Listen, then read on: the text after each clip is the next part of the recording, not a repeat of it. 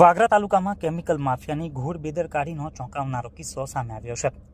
જાહેર માર્ગ ઉપર જ ઝેરી કેમિકલ વેસ્ટ ઠાલવતા ટેન્કરને વાગરા પોલીસે ઝડપી પાડી ચાલકની અટકાયત કરતા સમગ્ર વિસ્તારમાં ચકચાર મચી ગઈ છે।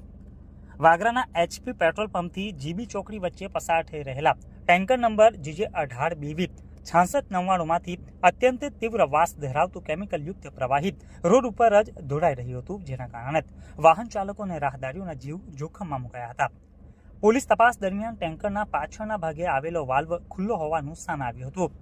ઝડપાયેલા ટેન્કરના ચાલક શિવશંકર દિવ્યાલ પાલે ટેન્કર દહેજ સ્થિત GFL કંપનીમાંથી લોડ કરવામાં આવ્યું હોવાનું જણાવ્યું હતું, તેમજ ટેન્કરનો વાલ્વ કંપનીમાંથી નીકળતી વખતે જ ખુલ્લો હોવાનું પણ સામે આવ્યું હતું, જેના કારણે હવે કંપની મેનેજમેન્ટની કામગીરી સામે પણ ગંભીર સવાલો ઊભા થયા છે।